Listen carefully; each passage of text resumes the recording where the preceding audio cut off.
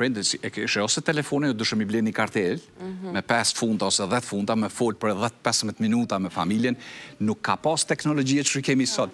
Kamera, për shembull, e inqizërnim një tjetrin, e qojshim me dikon që shkojmë me autobus në Prishtinë, për shembull, me roman çfarë qasje. Edhe kur pash babin, sidomos babin kur kum pa herën e parë, ka qenë më të vërtet e prekshme. Edhe sot e atë e mendon diqysh sjell një ndjenja shumë trauma. Për shkak se nuk e pret. E pret një baba që është i fuqishëm, një baba që është i kilon, në gjendjen që ka qenë në. Domos në sytë e fëmijët si e portretizon gjithmonë atë heroin të madhin të pa mposhturin ndaj asgjëje. Absolut. Në anën tjetër, unë e isha rrit natyrisht edhe fizikisht për veti. Kështu që, po atë fakt e ignorojsha, se dojsha mi pa prindë e mi që shikum lon. Që ajo domethënë është pjesa e parë që të rëndon shumë.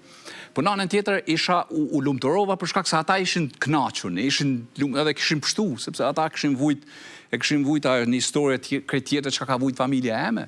Po në atë moment, domethënë gjaja e parë është kur sheh prindin mas 7-8 vjetëve, e sheh atëherë del prej aeroportit, ka qenë aeroporti i vjetër, aeroporti Adem Jashari, kur del akoma ende jonkon ato farë gërmadhet e luftës, sidomos futja në qytet në Gjakov ka qenë më të vërtet përjetim shumë i rënd për shkak se e prisje edhe ma keq ndjenin, po thëshe mirë qenë ka. Nuk ka dhe shumë keq, po atër kur i dëgjëshe historiet e njerëzve, kur hishëm u thelloshëm e tepër në historie qytetit në veçanti, historiet e familjes, sepse edhe familja mrujshin, se sa folësha në telefon nuk ta kallëzëshin këtë historien.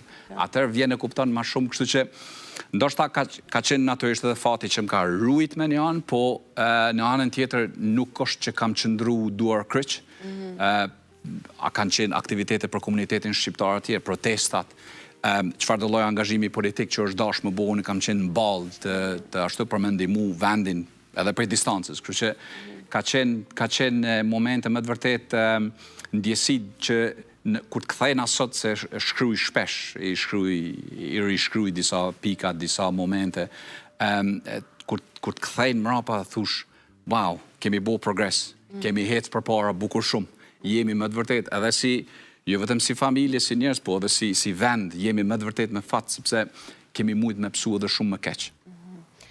Nësësim, dua që këta minuta të shfrytëzoj edhe për të gjitha nga pak me që të kemi këtu në studio, të flasë për profesionin pak tani. Profesioni ytë është i lidhur ngushtë me paron, financat. Ashtu.